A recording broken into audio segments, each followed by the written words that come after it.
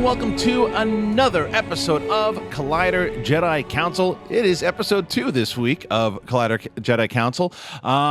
Joining me today, I am Darth Harloff, by the way, Kristian Harloff. Joining me today is not Mark 2D2. He's off saving the universe, but it is Obi-Wan Kenobi, John Campea, just you and I, my friend. Yeah, I'm really nothing to talk about in Star Wars this week. No, I'm not sure why we're here at all. This feels like we're just kind of filling time. Yeah, I don't know. Maybe we should just stop doing this show. There's so much to talk about in the world of Star Wars. Now, if you guys weren't aware, myself, John, and Mark, we did a special episode of Jedi Council this past Monday. It was pretty much a breakdown of the entire trailer. So people were asking, are we still going to do a show today? Of course we are, because we have a lot of stories that weren't just involved with the trailer. Only we can talk about a 2.5-minute trailer for 47 minutes. And we probably could have done a lot more. We could have done a lot longer. Yes. So we are going to be talking about everything else in the world of Star Wars today. And coming up a little later in the show, I got to sit down with Kanan comic book writer Greg Weisman, which I am a huge fan of. You know that. That's going to be in a little bit, so make sure you stick around for him. But if you guys are not aware how this show works, we have a couple categories. The first category that we like to go through is simply everything going on in the world of Star Wars movie news. Everything in the world of the movies. Episode 7, 8, 9, Rogue One, Han Solo, whatever the new anthology movies might be, we are going to talk about them here. Now, I can't ask Mark what the story is today because he's not here and Yoda doesn't talk yet. So I'm going to bring up some of the topics that are going on and John and I will discuss them. And the first was, this is something that we've been talking about a lot on Movie Talk. You and I have been talking about this off air. It's all of the records that The Force Awakens have shattered. Yeah, I mean, that's perfect. I mean, that is absolutely just firing shots right through every record book. You said something so, I think, valid on Movie Talk yesterday, John, and that was that what we're seeing here, the fact that it was some places selling tickets 8 times more than most movies and 10 times most at some chains. And by the way, how about that Hunger Games story that we had a couple of weeks back? How Hunger Games was the most anticipated. And we're not taking shots at Hunger Games. We both are big fans of the franchise, but let's not get ridiculous. No, what this movie did and the way that it shattered records, to sound like broken records, I guess. What were some of the things that stood out to you as far as why this thing broke so many records and if it'll ever happen again? Well, I mean, first, we are in an age, there are a couple of extenuating circumstances. Sure. Every year that goes by, we are getting more and more into where more and more people become acclimated to using online ticket ordering services. So we probably have more people today ordering tickets than we have before. I mean, it's not like 100% more than last year or anything like that. So I'm sure that's part of it. But it just proves once again how... Yeah, I said this on Movie Talk the other day. There are a lot of movies that become like woven into the pop culture a little bit. Star Wars is a definitive part of our pop culture. Mm-hmm. I mean, if it is one of the probably 2 or 3 biggest pieces of our pop culture that helps define and steer our pop culture in general. And when this, these ticket sales come out, one of the things I said the other day was this. This is so special. We will see movie ticket pre-sale records get broken. That's records made to be broken. But we will never see this again, where a new record beats the previous record by 8 times, by 10 times. Right. We consider when you beat a previous record by 15 or 20%, that's considered shattering the previous record. We're talking about 1,000%, 1,500%. We're talking about numbers that you will never, ever. I'm not saying Star Wars Episode 7's new record of pre-sales will ever be beaten. I'm not saying that. It's going to be tough to beat, but I'm not saying that. But you will never again, I believe in our lifetimes, ever see a movie come along that will beat the previous sales records by 10 times. Right. It'll never happen again. This is a very special moment. Yeah, I tend to agree with you there. And I also think one of the things that it shows is that it's been this marketing team that over at Disney and Lucasfilm, and the way that they're marketing this film has been so smart, because I agree with you with as far as what it means in pop culture, but they really made it an event. Oh, and absolutely. It felt like an event. It didn't just feel like, oh, tickets are on sale now go buy it. It felt like you were part of something. And that doesn't happen often with movies lately. It just doesn't. I mean, no matter what the big movies are, and I'm sure pre-sales were very big for Hunger Games last year and very big for the Marvel movies too, but they didn't make it I was at this event when the tickets went on sale, and people were in offices screaming, "I got 3 tickets! I got 4 tickets! Yeah. Mine sold out! I can't get on!" It was nuts. I know Wendy came running through. I got us 6 tickets, and it's like, yeah, it just became like this thing. It became, and even people who weren't interested in Star Wars before Monday night, they were certainly hearing about it and talking about it. Even my wife, who's not a Star Wars fan, was saying, "Well, did you get tickets? Are we going one night?" It's because it's an event. It's beyond an event. And I tell you what else, the trailer itself was an event. We'll all sit down and watch the Super Bowl and watch it with our friends. But I'm telling you, when the trailer was getting ready to start playing during that Monday Night Football game, and maybe this is just me and I'm just being stupid, whatever, but I literally felt like I was sitting down with 50 million other Star Wars fans. It felt so communal. I felt like this is something all of us were sharing together. Yeah. And even with events like Super Bowl, I feel like I'm watching with my buddies in the room. But watching that Star Wars trailer, the event mentality, not just of the movie, but the way this marketing team created an event out of the trailer itself. Right. And I just felt like I was sitting with all of us, all Star Wars fans together, watching this for the first time, and there was something really magical about that I just loved. And going off that point, this is why I really we were joking about it too. Like we are lucky enough and blessed enough in this business for what we do that we're able to see movies early sometimes too. And we don't know if that's going to be the case with Star Wars. It may or may not be the case. But even if it was the case, I'm still seeing it. With Star Wars fans, because I want to feel opening day. What you're talking about. I want to have that feeling I felt when I was at Star Wars Celebration with all the fans in the room and that energy and that love that was there for the franchise. You watch just some of these reaction videos that are out there with genuine tears and just excitement. And I watched a video today of these four people. It was 3 guys, 1 girl, and they were so excited to get ready for the event. And they finally screaming at the commentators to be quiet because they're waiting for the trailer, and they do, and they were so loud and yelling and screaming, and then it comes on, not a peep. They just this look of amazement in their faces when they're watching it. It's like that's what Star Wars fans are looking forward to. So, anyway, okay, moving on to our next topic here. This is going to be really quick because we've really covered this. We covered it on Movie Talk. We've covered it on reaction videos, Jedi Council. We're just going to, the discussion of the overall trailer, if you really want to see the full breakdown, you watch Jedi Council from this past Monday. You watch John and Dennis and Mark react to the trailer on Monday. That came out as well, too. That's all right here. You can watch that. But real quick, John, is there anything else that's come out? I think the one thing we didn't talk about on the breakdown was the Mandalorian flag at the time. We didn't talk about that. There's also a couple shots from that Captain Phasma when she was in, I believe it was, what was the magazine that GQ? Was it GQ or was it EW? Might have been EW. One of the two. Variety. Whatever. One of those magazines. When they did that big spread that they showed all those pictures of the characters when we first got revealed. Yes. Captain Phasma, there was a picture of her, and she's standing just by herself, and in the background is this kind of decayed building. Guess rubble, what? Almost like a half destroyed building. Destroyed building, rubble. I mean, guess what, though? Compare the 2 pictures. A fan tweeted me in today. That certainly looks like the temple that Han. It doesn't look like it. It is. That's the same temple with all the flags. It sure seems like it. That is the one where Han's walking in with Rey and Finn. It seems like Captain Phasma went there to wreck some shop. Yeah, and business was good. Yeah, so it looks like business was good. But again, there was a lot of things that we saw in the trailer. We both loved the trailer. Both thought it was a perfect. The fact that we didn't get too much story, we loved it. But like we said, if you want to see a more in-depth breakdown, please go to this past Monday. Just to sum it up, I really do believe it's the best trailer of the 3. I agree. There was no moment, Mark mentioned this before, and I agree with him. There was no one moment in this new trailer that was a Chewie, we're home moment. That was the best moment out of all 3. But from start to finish, the composition of this trailer was magnificent. I loved it. And there's certainly a lot of moments that you can pull out of this trailer and go, well, what about, look absolutely. at Rey crying. Look at Han here. Whose voice is this one? Whose voice? So much. Who are you? Good. Okay. Next topic.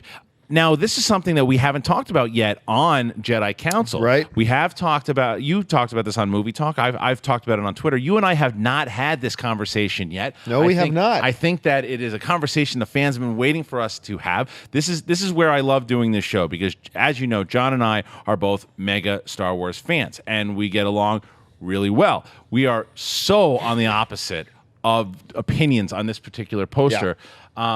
I'm gonna go first here, just because I know that you've kind of gone off on how you think it's too busy, and I think that this is what Star Wars is.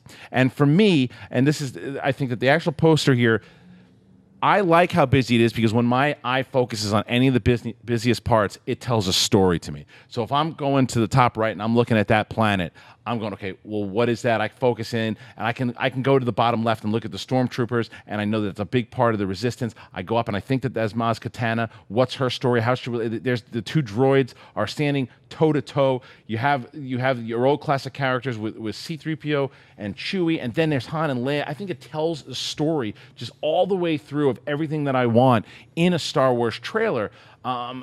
If it was too much going on where I was lost, but my eyes couldn't focus on anything, I think that I would agree with you. But when my eyes focus, I get what I'm looking at. I get the story. I get the feel of it all. I did think it was Drew Struzan at first, and I was wrong. It's not. Yeah, it's a bad poster. It's a bad poster. Dare you, sir? Well, here's the thing, though. Look, because some people are like, yeah, but you're just a Star Wars fan, so you'll say anything Star Wars is good. No, I do not. No, he does not. No, I try to keep my head on straight. I learned my lesson. But there are a lot of us Star Wars fans, God bless us. There are a lot of Star Wars fans who go, this looks like kind of a crappy beat down half-drank bottle of water, put a Star Wars label on it. This is the greatest bottle of water in the history of bottled water. Are you talking to me, sir? Are you talking to me, sir? No, because I know you're not that guy. I'm not. But honestly, seriously, you take the Star Wars label off this thing, you put any other poster together for any other movie with get this right. Aside from the big line of stormtroopers, not counting the big line of stormtroopers on the bottom, there are 14 characters in this poster. And all of them tell a story, though. No, they don't tell a story. They're all standing there. But they're not telling any more of a story than any movie poster of those X-Wings are standing there. No, they're in battle. The Millennium Falcon is flying, but he's got a lightsaber. I think with people's reaction to this poster, I think there's a little bit of it's Star Wars, therefore it's awesome. I don't disagree with you that that's part of it. I'm sorry. I want to love everything Star Wars. Yeah. I do. The trailer's awesome. The movie's going to be great. But I got to call it like I see it. I can't. I look at this poster and I think, if it were any other movie franchise, I would not let this poster pass. Yeah, I don't disagree with you there, but I don't think any other. But there's movie posters that can't get away with that because of saga and because of the story that they're telling. I think you're right. I think you're right about that. But I don't disagree with you.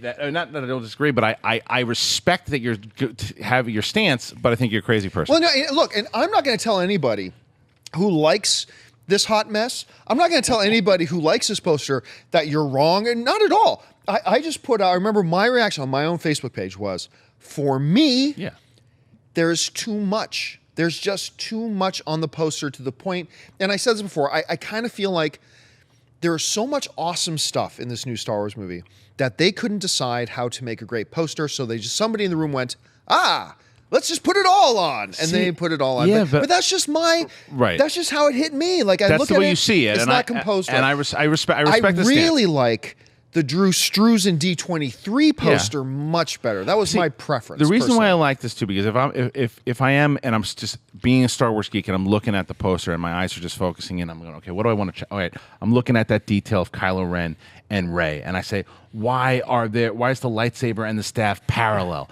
Like, what does that mean? Not just that. Let's go wide here for a second. Yeah. Let's do a little NFL Sunday breakdown of this play here. This is, and I said this in my review of this thing, there are elements of this poster that I totally adore, but more than anything else, the best thing of this poster here is the parallel, and we're not just talking figuratively, the literally parallel running of Kylo Ren's saber with Daisy's staff. They're running side by side. This is not by accident. This is not some artistic, coincidence. No.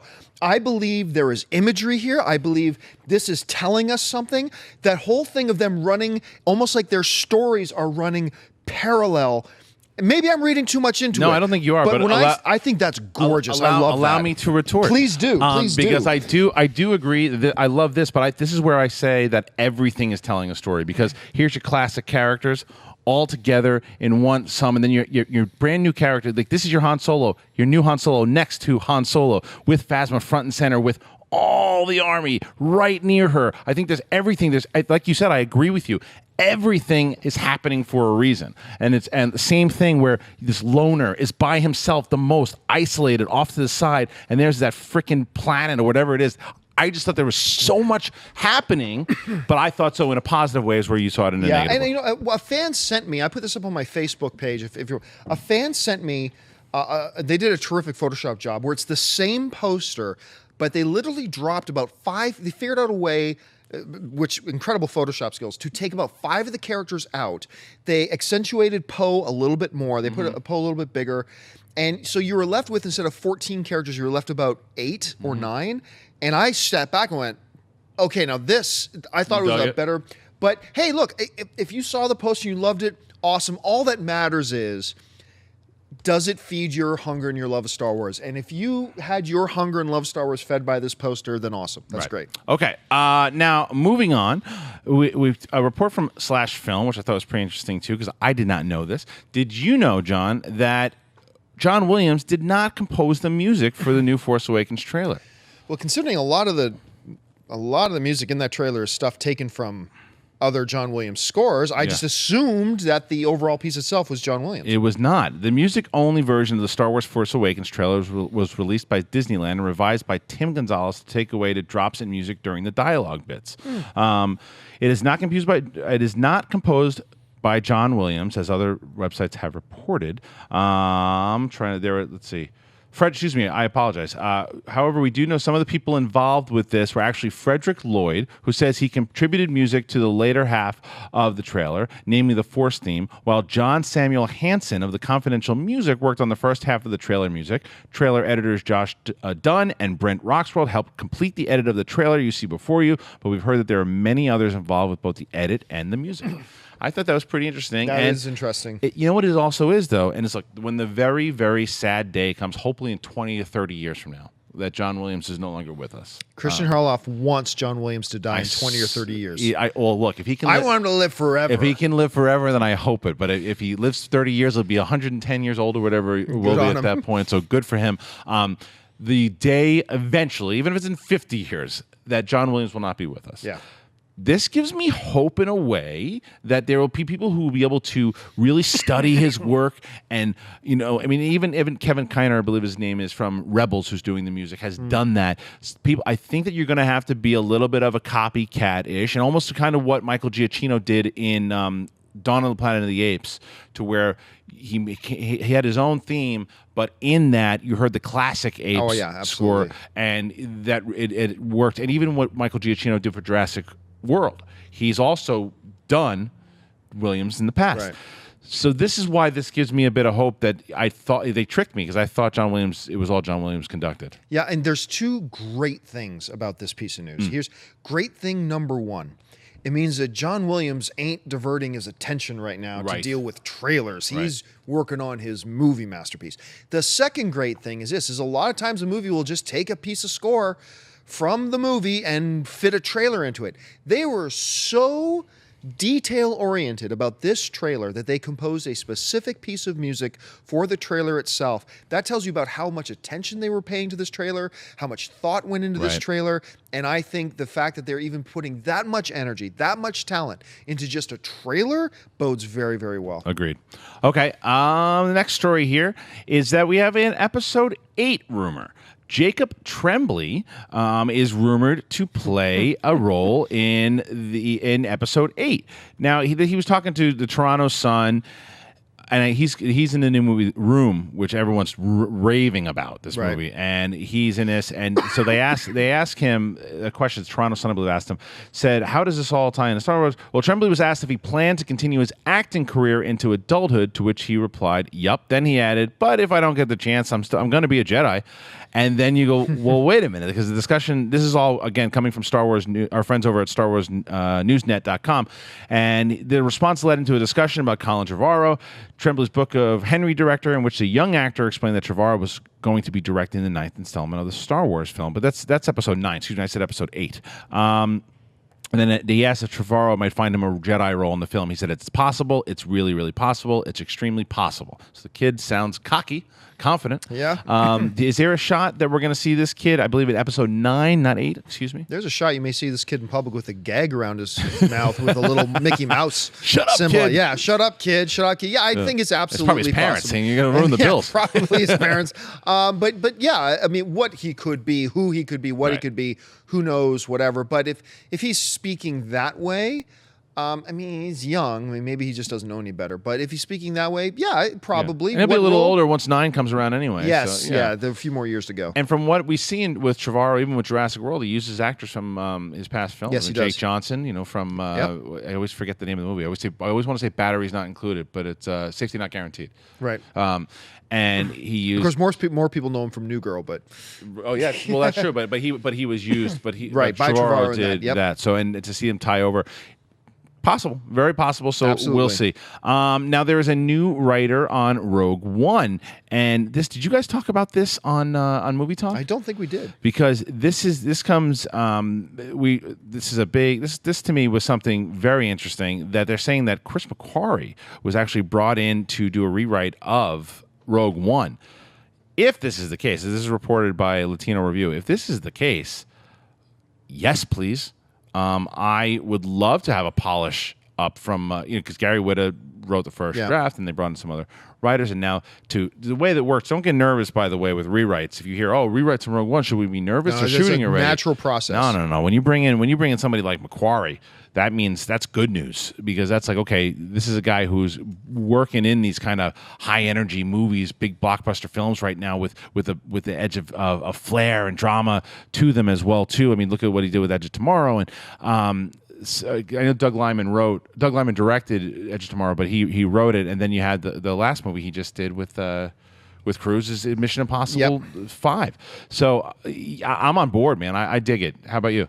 It's whenever you hear, look, we always say, it's never a mistake to add talent. And McQuarrie is one of these guys right now who's on an absolute roll. Yeah. Everything he's done, especially his work with Tom Cruise. He's been doing some incredible stuff with Tom Cue the rumors now starting. Then will Tom Cruise have a role in Rogue One? Well, if the rumors go, he already has a part in Episode 7. Yeah, I mean, I mean, you know those rumors are coming. Right. And no, it's fantastic news when you get a guy like, and remember, this isn't a page one rewrite; it's a polish, and that's always good when you get more talent to come in, get a fresh set of eyes to look at a script. Because remember, at this point in the game now, you've had the same 2 or 3 sets of eyes on this script now for probably 2 years.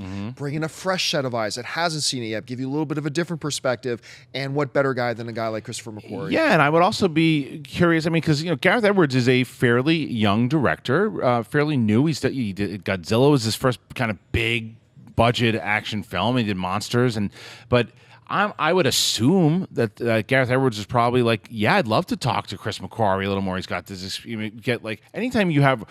Now, I'm assuming he might hate him for all I know, but I would let's say that to him it's a peer that he respects and he wants to talk to. It's beneficial, very, very much so the way that Zack Snyder has a gift on set that he's able to talk to Ben Affleck, on every day about directing and stuff too. So bring in a guy who's writing as well, to where Gareth Edwards can call him up and go, I like the polish. I was thinking about doing this, and maybe it could be collaborative, maybe not. And just to give you a little bit of a rundown, this guy's resume, we mentioned he wrote the unbelievably underrated Edge of Tomorrow. Fantastic movie. He wrote what I think is actually might be Tom Cruise's best movie, certainly his most underappreciated movie, Valkyrie, which I thought he did a really great job on. He did Jack Reacher, which I'm a big fan of, and he wrote one of the films in my top 10 favorite films of all time list, The Usual Suspects. This guy isn't a one-note writer. His characters are always deep and rich, and I'm just looking forward to his participation if this is true. If this is true. Okay, moving on to our last story in the Star Wars movie news category, and that is something that came out in the beginning of the week. This comes from a report over at Screen Crush that it looks like Disney and Lucasfilm are in negotiations with Netflix to be able to stream The Force Awakens once it's able to stream. Now, back in 2012, Disney and Netflix struck a deal that would allow all of Disney's films, including Marvel, Pixar, and Star Wars properties, to stream exclusively on Netflix instant starting on January 1st, 2016. As that date approaches, many have speculated openly about the Star Wars films finally coming to Netflix.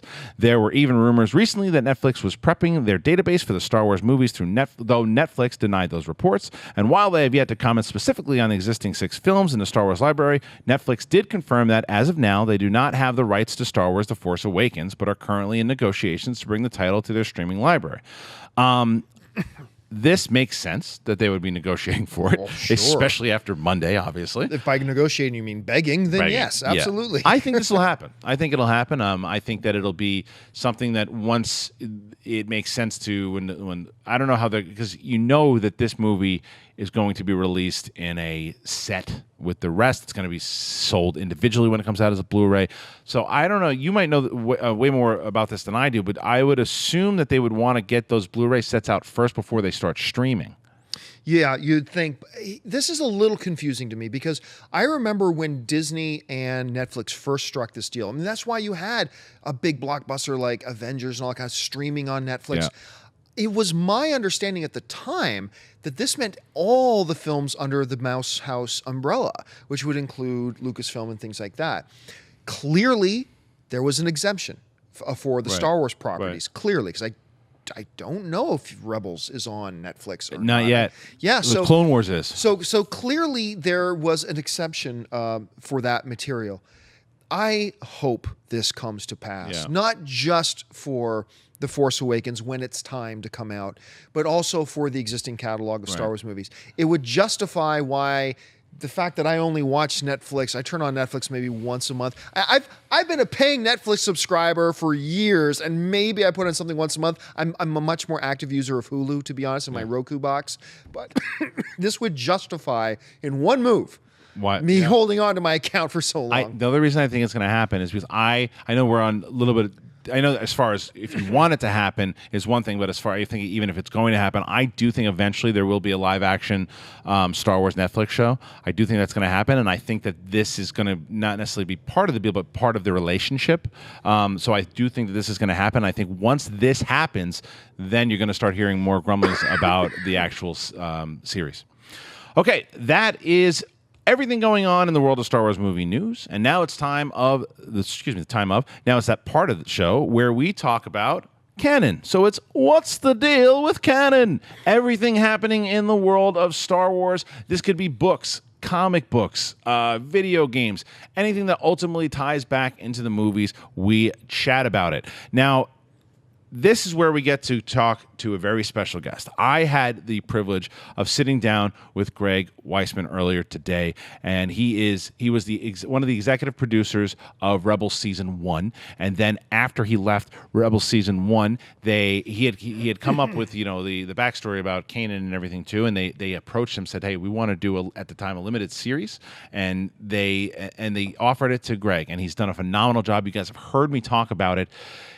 I love the Kanan series, and I was super happy to talk to him. Now, I'm going to show you guys this interview here, but going into it, just to let you know, Greg and I talk about a couple of spoilers that may run into Rebels Season 1. Greg dropped something in there, so just be cautious going into the interview that he talks a little bit. Not Season 2. Season 1. Season 1. He spoils a little bit of something that happened in Season 1, and he apologized right after he did it, but I'm warning you now. And so just go into caution, but it is a very, very good interview. I love everything he had to say. Here is my talk with Greg Weisman. All right, Jedi Council, I am super excited. You know how long I've been talking about the Kanan comic book. You know how much I love Rebels. I am going to now introduce to you guys. You guys are going to have the pleasure of listening to. He is the writer of Kanan, the comic book, and he was the executive producer, one of the executive producers on Rebels Season 1. He is Greg Weissman. He is here today to join me. Greg, welcome. Hi. Very excited to have you on the show. You know I'm a big fan of yours, and I just want to pick your brain a little bit, talk about what's going on in the world of Kanan, and maybe get a couple of cool stories maybe about Rebels Season 1. Let's start with Kanan. I know that we are... Oh, thank you, Wendy. Perfect. Let's start with Kanan here. We're approaching issue 7 now. Mm-hmm. What I'm very curious about is I had a chance to talk to you at WonderCon and ask you about how the story group works, with how much you are privy to and how much information you know. Has it changed at all as how much information you're given about Season 2 of Rebels and where the story's ultimately going to go so you can write the Kanan issues? No, I know very little about Season 2.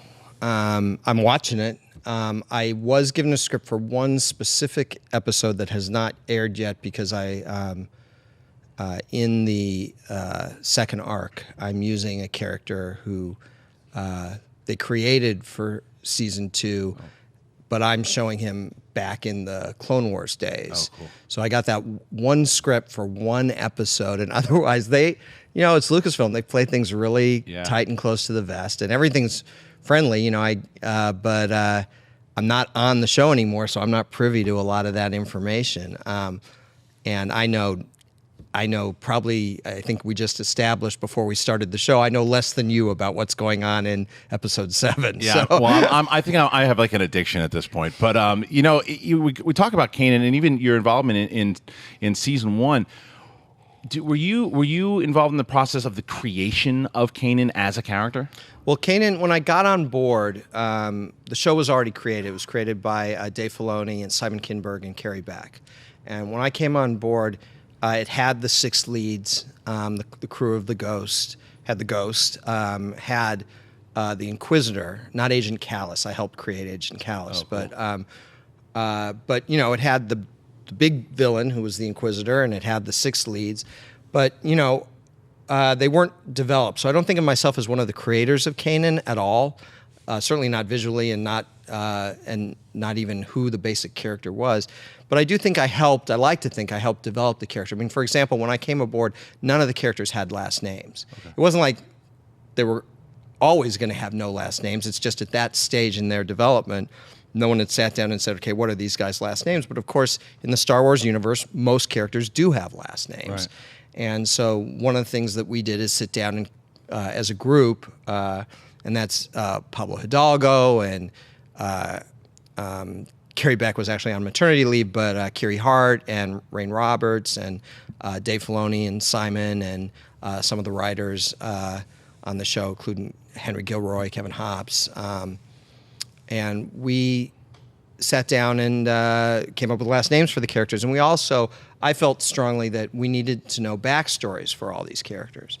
And so I was part of creating those backstories. I said, the writers are going to need those backstories. The actors are going to need those backstories because, they'll need to know how to play a certain scene, how to play a certain line. Even if we never reveal this stuff in season 1, they'll need to know where they're coming from. Yeah. So we came up with these fantastic backstories for Kanan and Zeb and Sabine and Hera.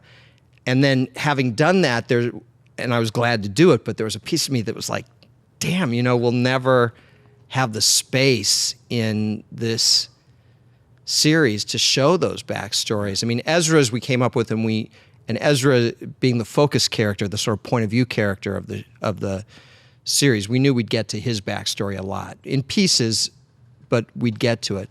But it felt like for the other 4, it was great information for us, but we would never actually see it. So it was really like a gift when they called me up. I was already off, I'd already left the show, but they called me up and said, hey, we're doing this. Originally, it was just going to be a 5-issue miniseries. Marvel is doing this Kanan 5-issue miniseries that'll, flash back to his backstory. You want to do it? And I'm like, yes, Better, right? Yeah, exactly. Because, it was so cool to finally be able to tell one of those great stories that we'd come up with for these guys. Well, I want to jump back to that, what you said there in regards to how it was supposed to be a limited series, and now obviously we're going to get an ongoing one.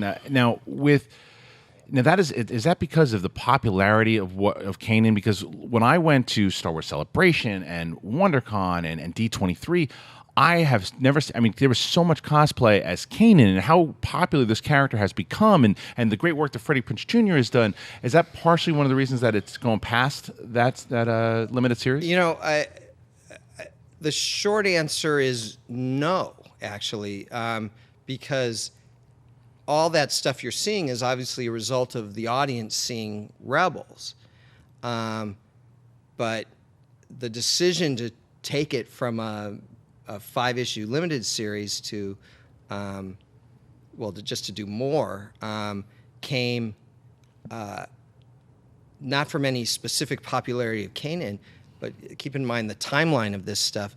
The first episode aired, right, and the ratings were just so huge that Marvel went to Lucasfilm and said, let's take this miniseries and keep going. Yeah. Which was great. Initially, I didn't even know if I'd be doing any issue past 5. I was only signed on to do 5. I wanted to keep going, but I didn't know, there are always wheels within wheels with these huge companies, so you never know. But yeah, then I think, we started that first arc, which was 5 issues long, and creatively, I think people were really happy with it, and I gather the sales were strong, and so they're like, "Hey, Greg, stick around for a while," and so I'm on through 12. Well, in regards to process there, because you said you wanted to continue on, but you were contracted to 5, but in your head as a writer and knowing, and because like you said when you were on as executive producer, you had these ideas of the backstory. Do you have an idea of like where you want this to continue to go, like before you're signed on to do more? I definitely did. I mean, part of it, though, there were discussions through this whole thing. It's not like I'm sitting in a room. I mean, I am sitting in a room by myself, but there were a lot of phone calls, a lot of emails, a lot of phone calls. And we had one conference call with Jordan White, who's my editor on the book, and the story group at Lucasfilm, where we said, okay, I just wanted to get on the phone and say, hey, I'm not part of your ongoing process. I don't want to mess up anything you guys are planning for season 2. So here's my thoughts on what we would do for the first 5 issues. This is before we knew it was going to be ongoing. And we batted some ideas back and forth, and over the course of, I want to say 2 or 3 months, until we all sort of agreed, this is what the 5-issue miniseries would be. And then, going back about a year, they announced that it was going to go beyond 5, but didn't immediately decide whether or not I'd be going beyond 5. But, I'm writing the thing, so I'm sitting there going, well, I got lots of ideas to keep going with this. And I was introducing some new characters, in particular, the character of Janus Casimir, and also General Cleve, and a handful of other characters, particularly the Clarens, Tapisk and Gamut Key, and those kind of characters. If you haven't read the books, that's probably pretty obscure references, but you should be reading the book. You should be reading the book. No, and that's a great point, because is there a scenario where someone like Cleve, or because it's also, and I don't want to spoil this, because Greg was talking about Kanan's name, there's some pretty cool reveals in your books as far as... Yeah, we do the origin of his ponytail. Yeah, all of it. It's great. And so is there a world to where, you get on the phone with, whether it be Kiri or Dave, and it's like, maybe the audience is really responding, let's say, to Cleve, and I don't know, maybe I don't know where the character goes and continuing on, but that they appear in a season 2 or a season 3 of Rebels. I would be so thrilled if Casimir or Cleve or both, or Gamut Key, any of them really appeared in. I've also created a handful of characters for the second arc. I'd be thrilled if some of these characters appeared in Rebels. I think that'd be incredibly cool. But I'm just not on the show now, so it's not up to me. But if they said, "Hey, we were thinking about using Casimir," I'd be like, "Great, do it." If they wanted me to write the episode, I'd come back to write an episode. If they didn't want me to write an episode, I'd still be like, you got my blessing, just do it. Well, that brings me back to, is there a world to where you could return to Rebels, like as whether, like you said, writing or just involved? I mean, really, it's up to Lucasfilm. I mean, I'd be happy. I'm busy right now. I've got a job at Nickelodeon, so I'm not coming back to produce. But if they wanted me to write a freelance episode, I'd love to do it. I love the show. I love the characters, and that cast is phenomenal. I mean, you mentioned Freddie Prinze, and Freddie is Kanan. Sure is. And that core cast of Freddie and Vanessa and Steve and Tia and Taylor I just adore all of them. And Vanessa, Steve, and I all go way back to previous shows that I'd done. I didn't know Freddie or Tia or Taylor till I started on Rebels, but they're all 3 fantastic. Yeah. So yeah, I'd in a heartbeat I'd come back. But they're also working way ahead. So and they've got a great staff of writers on there now. Henry Gilroy's running their writers' room, and he's terrific. And Nicole Dubuque, I know, is working on a few episodes, and I'm not exactly sure who else is on there, but I'm sure they've got a great group because it's Star Wars. So basically, if they turn around and say, "Hey, you want to write some Star Wars?" No one says no. Right. Well, I mean, but I hope I do. I hope that you're able to go back for especially for. I mean, you know the character so well in Kanan, and one of the things I wanted to tell you here and make sure that I told you is that in watching season 2 now in episode 1, there's if you haven't seen the episode, I'm gonna give you a little detail here so you can fast forward or not. Kanan runs into one of the clones. He runs into Rex, and there's this reason for hatred, and they set it up, but I immediately went to your book. I immediately in my head. Yeah, I mean the relationship, and by the way, this is not me working in a vacuum. Again, the whole relationship of how Kanan was going to respond to Gregor and Wolf and Rex was something that we all discussed when I started writing the book. In fact, some of it we discussed back during season 1. We knew we weren't going to introduce them in season 1. We knew the big reveal at the end of season 1 was that Ahsoka was Fulcrum. Right. By the way, if you haven't seen season 1, that's a huge spoiler. I apologize. I should have probably warned you. That's okay. But we knew that Rex and some of the other clones were coming. And so we talked about that generally. And then when I started writing Kanan, we talked a little more specifically about, I didn't get to read any of the scripts in advance, but we did talk about what the relationship, how Kanan was going to feel. So like it made a big difference in terms of how we were going to end the first arc of Kanan. And again, I don't know what to spoil or not. Can we? Well, you know what, you can because I'll be able to tell. I'll tell them beforehand that we're doing a couple spoilers. So we had 2 major clone characters in the first arc of Kanan, and that was Gray and Styles, Commander Gray and Captain Styles, and so we knew that Kanan's opinion of clones going into Rebels season 2 had to still be pretty negative, and at the same time, I wanted to show that the clones weren't all monolithic, that they were still all individuals and they had different responses to things. So I decided that Styles was this guy who was aggressively hunting Kanan with a passion to bring this guy down because he couldn't admit to himself that he had been used. Right. He couldn't face that. So he took all this hatred about being, in essence, enslaved and just put it onto this kid. Whereas from Gray's point of view, it was about following orders, doing the job. And there was no passion to it. There was no emotion to it. It was all very cold. Yeah. But when it finally the moment comes where he's faced with the realization of what really happened, not just to Depa Billaba and to the entire Jedi Order, but to him and his fellow clones, when he's faced with that, I felt like he needs some small measure of redemption. Yeah. But what became clear in our discussions with Lucasfilm is that Kanan can't know about that. Because Kanan, going into season 2, is still really monolithically pissed at clones. Yeah. So even though Rex is like, yeah, we took our chip out, we didn't betray our Jedi, Kanan still doesn't trust this guy. Right. So what that meant is that for Caleb Doom, young Caleb Doom, his attitude has to be, he has no awareness of that little bit of redemption that Gray achieves at the end of that book, because Gray's on one ship and Caleb's on another ship, and just has no idea that Gray helped save him, and that was essential. But again, and I'm very proud of how it turned out, but none of it could happen without all that input from Dave Filoni and the Lucasfilm Story Group. And then, of course, I can't believe I haven't mentioned him already. The artwork by Pepe Larraz and our color artist, David Curiel, is so fantastic.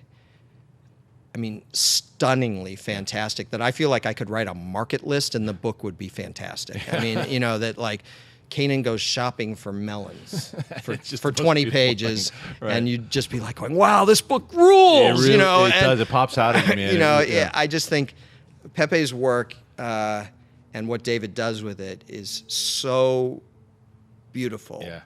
that I truly think it almost doesn't matter what kind of work I'm doing. Well, I don't know if I don't know if I agree with that, but I definitely agree with this. It's beautiful to look at the backstory and everything that you have now put together, and that we get to learn more about this character. It truly helps. But before I let you go, I do want to ask you, as far as, is there any? I don't want you to spoil anything, obviously, but what should we be looking forward to in the ongoing issues in Well, Canon? 7 through 11 is our second major arc. So 6 was sort of a transitional issue, if you've read that already.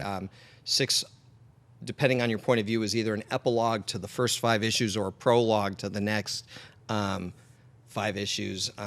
It was designed to be that sort of transitional piece. So 7 through 11 is another, for the most part, flashback story, but it flashes back even earlier.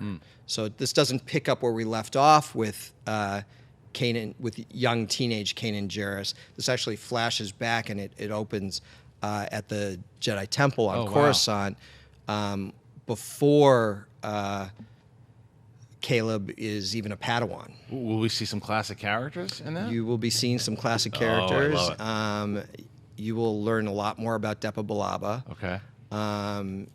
who I adore now. Yeah. I mean, literally going into working on Rebels, I had no opinion of Depa Billaba. You know, I mean, I knew who she was from the movies, but she doesn't have a lot to do in the movies. Right. And I hadn't read a lot of expanded universe stuff myself.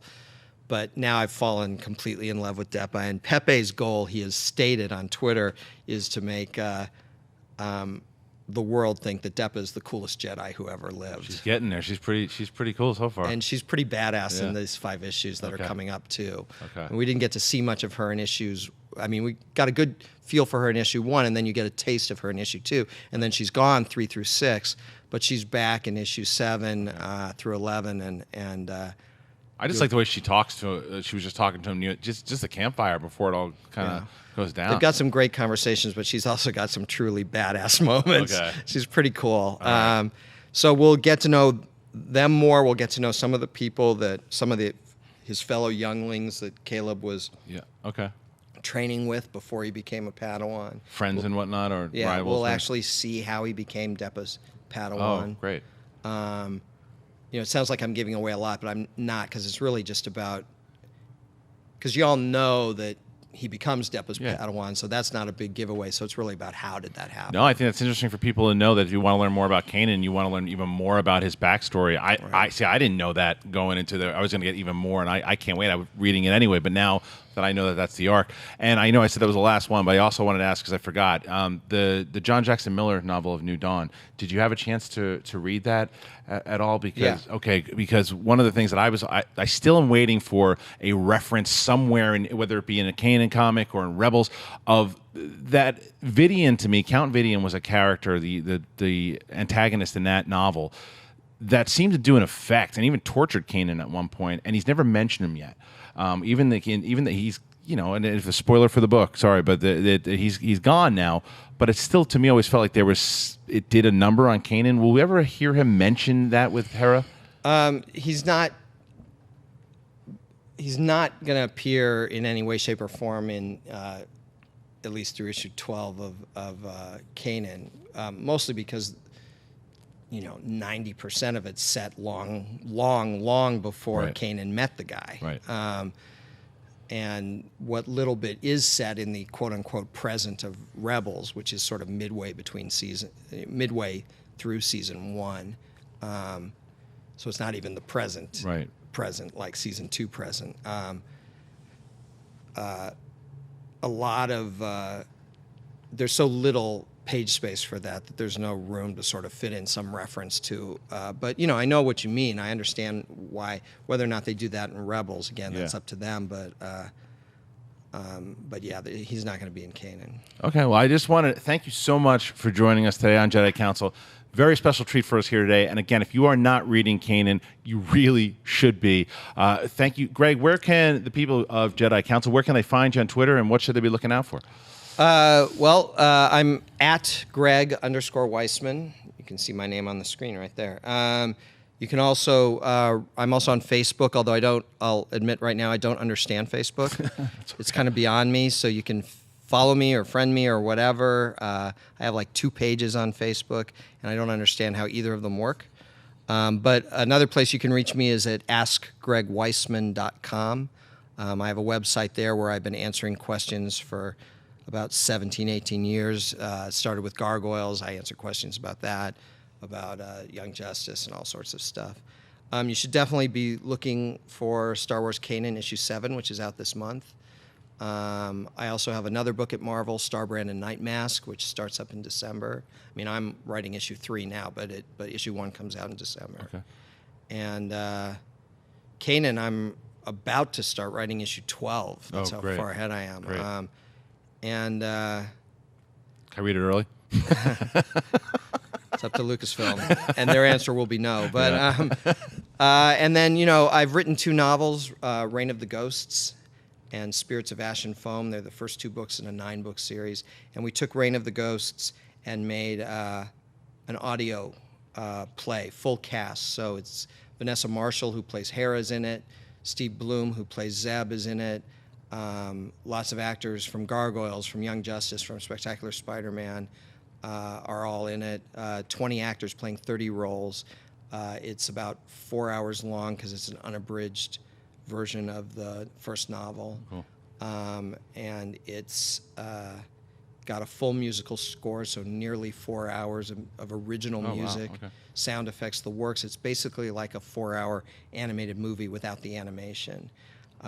That should be out sometime on audible.com sometime in November. I don't have an exact release date for it yet.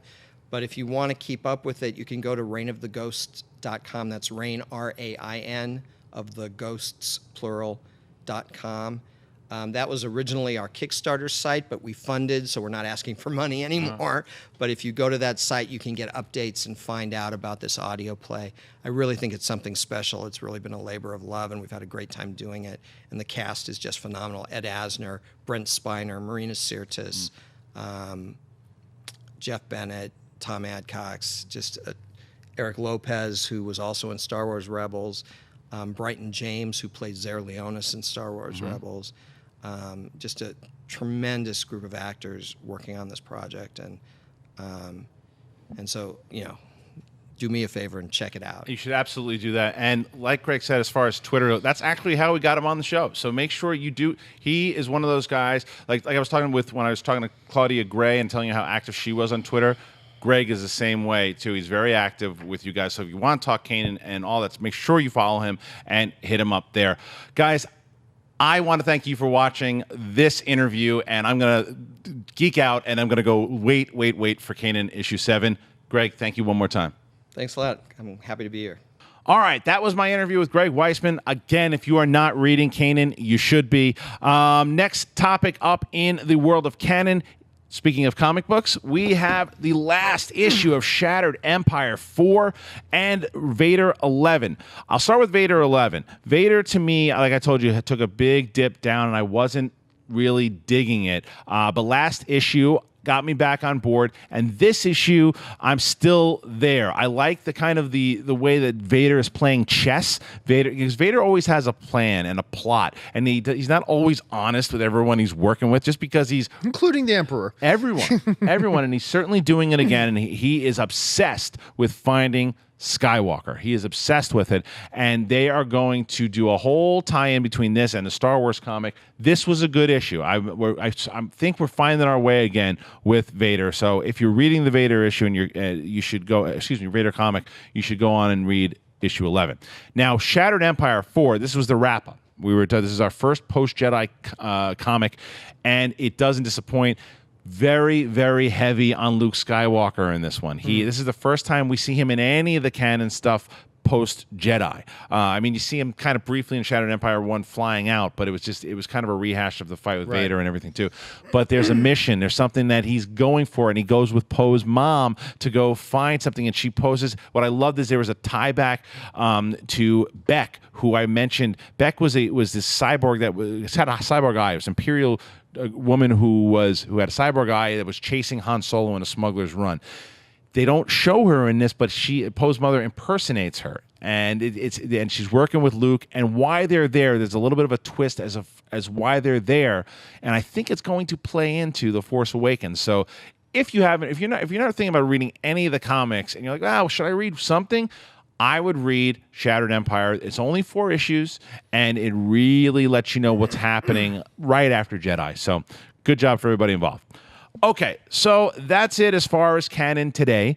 Again, I'd like to thank Greg Weisman for being on the show. That was so much fun to have him in here and to hear his perspective on everything he was working on. But now I get to hear from you guys.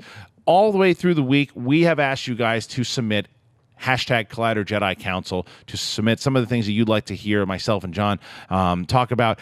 And here are some of the ones we picked out today. Let's get to the first one. At Gman1077 says, how much input did J.J. Abrams have on the new trailer? John, and I think the question was asked because sometimes not all directors really have a say. The studios go, okay, they give it to a trailer company and the trailer cuts it, and then they get the director's approval. How much say do you think J.J. had on this particular trailer? I think little. Yeah. I think he was allowed to give some input. But yeah, like you mentioned, for the most cases, studios have marketing departments. And just because you're good at making a movie doesn't mean you know how to make an effective trailer. Because it's a different thing. You're achieving different things. Right. You're trying to do different things with it. But most importantly, JJ's a little busy. I don't want JJ Abrams wasting his time on a stupid trailer. I want JJ still in that editing room, still working with his post-effects people. That's where I want him spending his time, not on a stupid trailer. Disney, Lucasfilm, they have fantastic marketing departments. They know how to put these things together. So while I do believe they probably showed him some ideas and he probably had some input, the last stamp of approval was with Kathleen Kennedy. It wasn't with J.J. Abrams. So I agree with that, but I also think that he probably had to sign off on it as well too. I think that because this whole marketing campaign certainly follows his code of secrecy. Sure. Oh, absolutely. So this trailer was part of that because we've all been talking about how we loved the fact it didn't give away anything. It didn't give away any story, and I think JJ had something to do with that. But I certainly think that you're right to where Lucasfilm and Disney said, this is what we'd like the trailer to focus on, and then they take it to the company, whatever company cut the trailer, they cut it, and then someone signs off on a JJ stamp of approval, but you're right. It's Kathleen Kennedy goes, that's the one, release it. But I certainly think that why wouldn't you ask JJ for his opinion on it? Oh, absolutely. And say, okay, is this what we're trying? Because JJ could see it. If you talk about getting into a fight with your director. If you were just release something, giving away some plot details that he wasn't okay with, then you're in trouble. Well, I'm sure Kathleen would have had an issue with that too. Of course. So, but that's. I think we're both on the same page. Okay, next one. We have from at Jack M. Maroney. Great name. What do you guys think about the rumor of Luke being Kylo Ren? Love the show. Dennis loves this question. We have been getting hit with this question since the trailer came out. There have been rumors starting out that Kylo Ren could possibly be Luke. Personally, I think it's ludicrous. I think it is insanity that people think. I mean, you see him take off his helmet, and he's got the long hair. And so, well, what if that's a clone of Luke? It looks nothing like Luke. Looks nothing like him Luke at all. I think that if that was the case, let's take this asinine idea that this actually is Luke, right? Or a clone of him. Until it was explained thoroughly, it would piss me off because I'm loving the idea that this is whether it be a solo kid or someone completely different that's trained in the dark arts, and that to me is more intriguing than we cloned Luke. Luke is our villain now because he looks like Adam Driver. It's lame. But first of all, do you believe it? Second of all, what if it's true? I don't believe it. Yeah. And I so don't believe it. It's not even worth speculating. What if it's true? It's not true. Okay. Now watch. Can you imagine? 2 months from now, we're having a totally different discussion. Man, don't even put that thought in our heads. Okay, next one. This comes from at TM124, he will join us or die, was Vader's last mission. Is Kylo hunting, turning, killing Force sensitives? See, this is where I say yes. I do believe that this is what he's been doing. I think that that's what he's talking about when he's, I'll finish what you started. I think that Luke, at some point or another, did train Force-sensitive people. I think there was rumors a long time ago, and you and I might even talked about it back when we did Far, Far Away, and it was a matter of Kylo Ren was rumored to be a Jedi hunter. They were called the Jedi Hunters. Like, there's a rumor that he's a Jedi. Before we knew about Knights of Ren, before we knew anything else, Jedi Hunters. I still think there's some validity to that rumor, and I think that this might be the case, that he is going to be hunting down Force-sensitive people.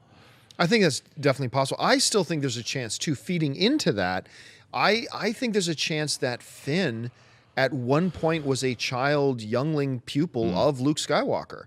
Like, somebody doesn't just pick up a lightsaber and knows how to fight with it. And we've seen in the posters and the trailer him holding the lightsaber, right, all that kind of stuff. I think there's a little bit of a Kanan thing going on with him. I think at some point, maybe in his youth, he was training, then went away from it. I don't know. I think there might be some kind of connection there. But it does totally make sense. Whether he's hunting Force sensitives in general, or he's hunting a Force sensitive in particular, Right. which is probably Luke. I think he's on a hunt for Luke. He could be interesting. I think he's definitely trying to find Luke, but I don't know. Maybe especially when he runs into Rey. We'll find out. We'll find out. Lots of possibilities. Okay, next one we have from Jake, is this one? Oh, sorry. At Jacob Barrage 02. Do you think it is possible that Kylo Ren's lightsaber is Darth Vader's, aka his grandfather's lightsaber, just modified? I love this idea. It's an interesting thought. I hadn't thought of that. Well, because if you also there's a chapter in Aftermath to where there's like these Vader obsessives who believe they have got off the black market Vader's lightsaber. Right. Now, what if Kylo Ren took that thing apart and created his own lightsaber out of it, right? Would explain why it's so faulty and why it doesn't look as solid and smooth as like the lightsaber that Finn's holding, which was Anakin's lightsaber. So I'd actually like this idea if it came to fruition.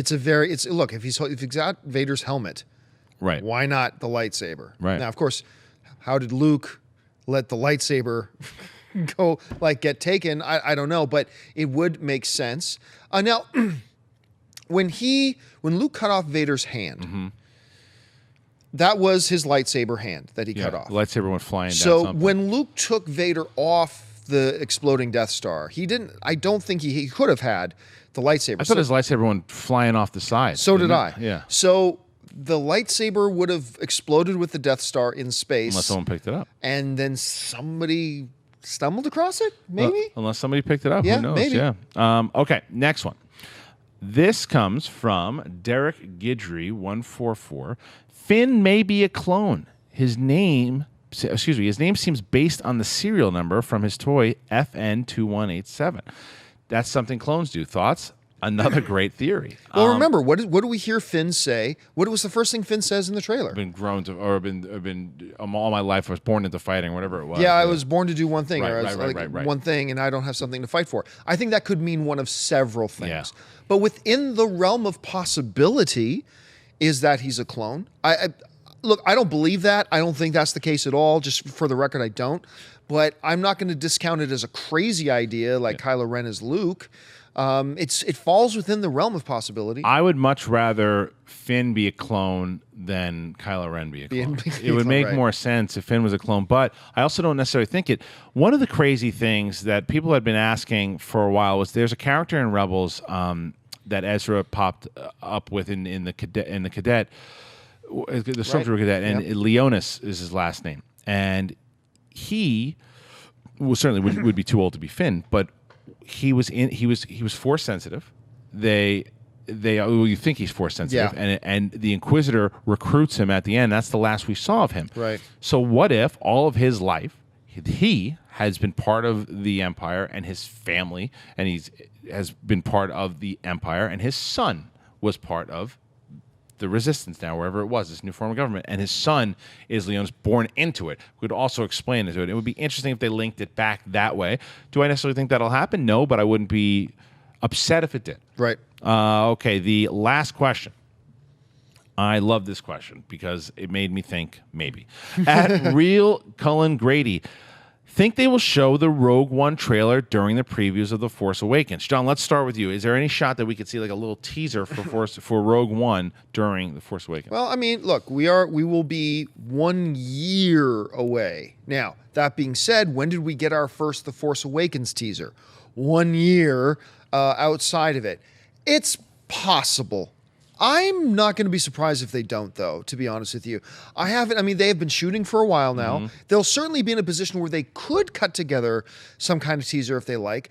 It would almost seem a shame to not take advantage of the momentum and of the hype of The Force Awakens to remind everybody, folks, we got another Star Wars movie coming in a year. I'm going to slightly lean on, I doubt it, though. Lots of reasons why they will. But for now, I'm going to lean towards I doubt it. I'm sticking by the scoop that we broke on this show not too long ago. I still think that they're going to show it during the after credits. I think that they. I think that's a possibility. Because yes. I think, to agree with you, I don't think they want to confuse people before the movie starts. Right. People who didn't. Let's say the brand new person who's just getting introduced to Star Wars, and they start with The Force Awakens. It hasn't even started yet, and there's a Rogue One trailer. Yeah. Like, wait, what? Wait, is it this movie?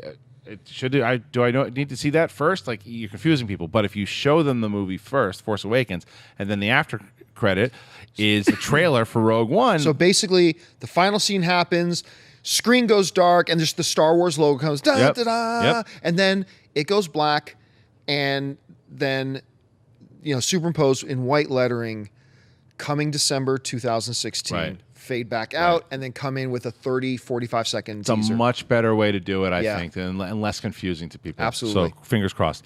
Okay, that is our episode today. I would like to thank the lone council member today. He is Obi-John Kenobi. Where can the good people find you? Hey, guys, thanks a lot for joining us today. And you can follow me on Facebook and on Twitter, simply at John Campea. All right, now before I leave, I want to let you guys know about a little special thing that I'm going to do. We're going to drop this episode today, obviously, because you guys are watching it right now, but I'm also going to post it on my Twitter very, very soon here. I want you guys to go and make sure, if you don't follow me already, please do it at Kristian Harloff. Do that. I'm going to give away, people always ask me where I get my Star Wars shirts from. I have a bunch of different Star Wars shirts, and I'll give people an option too, but I'm going to give away a free Star Wars shirt. You can pick which one you want, but I'm going to do it at random. So the way it's going to work is I will say, make sure you guys watch today's episode of Jedi Council with myself and John Campea. Retweet that. I will pick someone who has retweeted it, and you will win a Star Wars shirt of your picking. Okay, thank you so much. Make sure you follow me at Kristian Harloff on both Twitter and Instagram, and catch us next week. We will be back. And if you didn't know already, John and I did a Rebels recap. The after show, it was episode 2. We did it. It's a lot of fun. We're having a blast doing it. And we'll be every week. Every single week we'll be doing it. If you haven't watched it, please go over and check that out. Watch episode 1, watch episode 2. They're up, and share your opinions over there, and do that here. And may the Force be with you always.